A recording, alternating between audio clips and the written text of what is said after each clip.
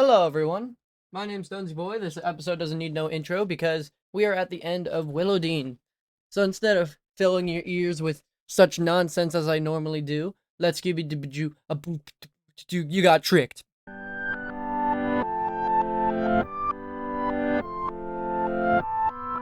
Properly, hello everyone. My name's Stonesy Boy, and welcome back to WIllodeen. Today is gonna be the ending. It's the worst time of making audiobooks is when the books end and then I never read them again. This is definitely gonna be a book I'm gonna read to my kids, though. 100%. They're gonna love it. So, we're at the end. It's only gonna be 18 pages. It's gonna be relatively quick. We're on part 5, so it's gonna be kind of weird, but there are chapters in it. I don't know why I didn't write them down, but whatever. I guess I'm just lazy. So yeah, this does have the final chapters in it. It's finishing off the book entirely. Just sorry that there's no chapters on screen. So without further ado, let's begin. Part 5. Chapter 41. We had no fair that year. Everyone reluctantly agreed that allowing tourists to visit those precious nests in the hidden grove would be too dangerous. We didn't want to disturb the few hummingbirds who'd return. The council created a committee to decide the best way forward. They consisted of 4 adult members, including Miss Rossett, Mr. Burke, and 1 junior member, me. I barely said a word at the first committee meeting, but when I realized the adults actually wanted to hear my thoughts, I relaxed. Soon I began to realize how complicated every decision we made was going to be, how it would affect the villagers, the land, the river, birds and insects and animals. To begin with, we stopped the bounty on screechers. That much was easy. We considered paying villagers to remove the peacock snails that were harming our willows, but when the folks tried, they ended up damaging the tree roots. Screechers were simply much better at it. Some people suggested poisoning the snails, and the committee thought about it briefly, but Miss Rossett and I both agreed that we might end up killing the trees in process, but not to mention other creatures. When we learned about the nearby village that had been overrun with screechers, we created a new incentive for hunters, a payment for every screecher from the area, safely trapped and brought to the perchance, alive and well. It wasn't perfect, we risked disrupting screecher families, but it was a compromise we felt we could live with. And bringing the screechers would help keep the snail population under control. It helped that nature was resilient and sometimes surprisingly quicker to recover. The screechers resettled easily, and by the next autumn the quarter of the riverside blew willows and the hummingbird nest with them. When tourists complained about the horrible beast stinking up our village, we learned to simply shrug and say, when screechers were invented, Mother Nature made them scented. That false fair, despite having fearing hummingbirds, was just like it had always been. Performers lined the streets, the inns were completely full, music played for days. I went a few times when I tried to keep my distance. For most part, I still hated noise and crowds. That certainly hadn't changed. Nevertheless, I managed to start attending school again, in the eager support of Miss Rossett and Connor. To be honest, I've missed the few days now and then.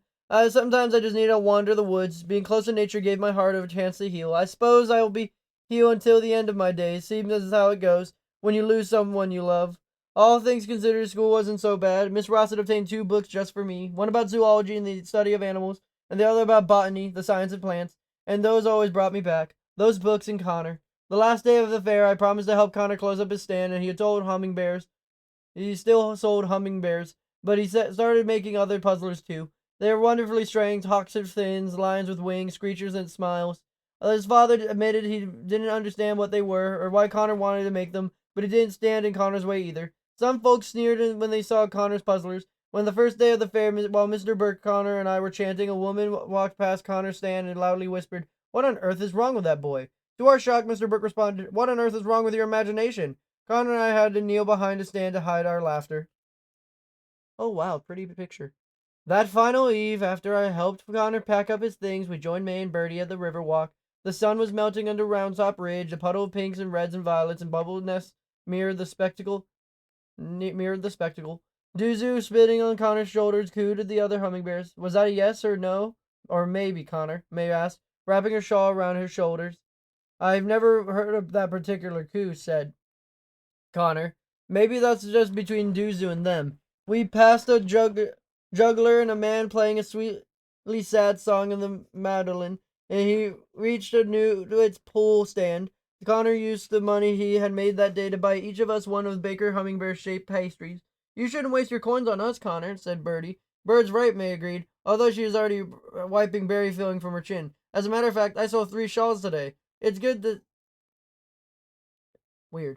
It's good to have a fair return, Bertie leaned back on her head and smiled at the nest above us. Wouldn't have happened without you, WIllodeen. I grinned. Piffle, I said, and we all laughed. We sauntered along the rest of the river walk. Connor, I said, do you remember how you told me you were writing a story about Quimby? He nodded. Did you ever finish it?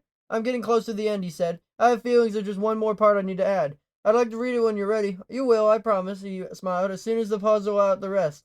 He walked with May and Bertie home, and with their permission and a large lantern, Connor and I decided to walk up the hidden grove. Be careful, May warned, and don't stay too long. I promise, I told her, and I kissed her cheek. Screecher hunting, are you? Bertie asked. I was just looking for more questions, I replied. Bertie laughed. Trust me, WIllodeen, you'll never run out of those. The Screechers come back to the place where she began. Some of the awkward animals, the ones with two-legged lurching and their odd smell, brought her back, and their net streaming, scrabbling but no pain. They put her in a dark box, and after a while they let her go into these woods. Such strange animals. Even now, she isn't sure whether to trust or fear them. She knows this place well. Already she's found her old feeding spot, the stream with its cold, sweet water, and the trees, their roots dotted with the snails that made her drool. It's always good to eat, but oh, those snails, is there anything better? She inhales the scents of the village, the river, and the forest, the blue willows, the faint smell of smoke from the fire, long past and still lingers, but more than anything, the air is full of life, messy and urgent, but thrilling. Night is coming, and she pleased with the abandoned den she found, cozy, warm, and protected on three sides. Why was she brought back to this place, with its ferns and snails and singing stream? What purpose is she supposed to serve? She knows only that she is glad to be here. Drifting off, the Screecher settles into her den, but something new is coming. She jerks awake in the fresh scents and sounds. She hears the grunts and sighs and songs and awkward animals, which sometimes not always means danger. She tests the air and knows those two scents. She remembers those sounds.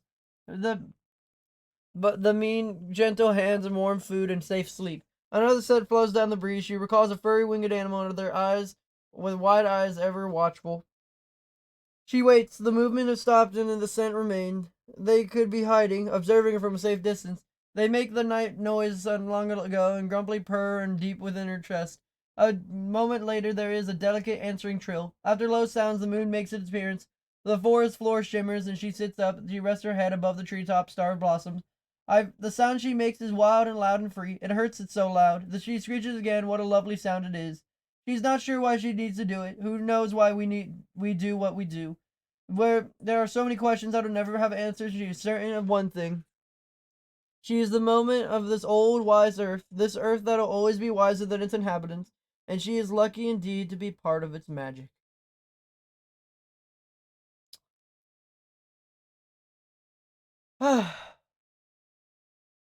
Wow. Wow, wow, wow. That was a fantastic book. There is no tier list for this book because there's, it's not a Five Nights at Freddy's book. But I gotta say, that book was honestly fantastic. It's a really good book to teach someone, especially someone young, about global warming, I think. Catherine Applegate did a fantastic job on this book, and honestly, huge props to her because she did a fantastic job. It's sad to say that this book is over. It really is. Because I don't actually have a plan for the next book. But you didn't hear me say that. For we only have one more book. We actually have two more books, my bad. We have two more books till this bookmark is done. I'm gonna get to drawing this bookmark once I'm done recording this video. And yeah. But that doesn't matter now. Because it's... You know what? We don't need a... I think it's nice if we just simply leave it off on this. The ending being the ending. We don't need any animals or nothing like that. I think that's a good way of immortalizing this book. It's not just the backbone of the fox or whatever. So yeah. All because of a super fantastic, wonderful day. Be polite. Be efficient. We'll be back to reading the animal books next time. Just today, we're gonna call it a day because it's the ending of a book, and that's all that matters. Super fantastic, wonderful day, everyone. And I'll see you guys next time. Goodbye.